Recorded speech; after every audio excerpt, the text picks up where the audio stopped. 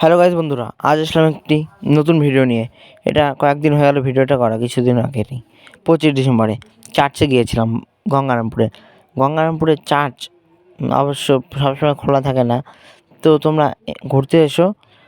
Church বন্ধ থাকলেও বানগড়টা visit করো, খুব সুন্দর জায়গা। ওখানে 4টি কলা গাছ রয়েছে, কথিত রয়েছে যে শ্রীকৃষ্ণের নাতি অনিরুদ্ধর সঙ্গে বানরাজার মেয়ে উষা রানীর বিবাহ হয়েছিল। তখন কলা গাছ ছিল, এখন পরবর্তীতে পাথরে পরিণত হয়েছে। এখানে নাকি বানরাজার সাথে শ্রীকৃষ্ণের যুদ্ধ হয়েছিল। তো এখানে অনেক কিছুই দেখার রয়েছে, এসো।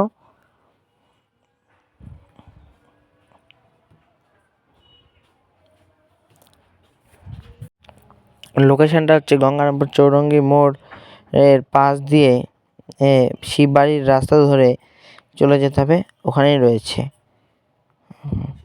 আর শিববাড়িতেও যাও, ওখানে শিববাড়ি রয়েছে, শিববাড়িতেও যেও।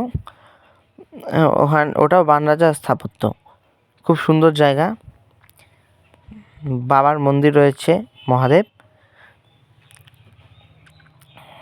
প্রতি শ্রাবণ মাসে ওখানে মেলা বসে খুব বড় করে, ওখানেও যেও।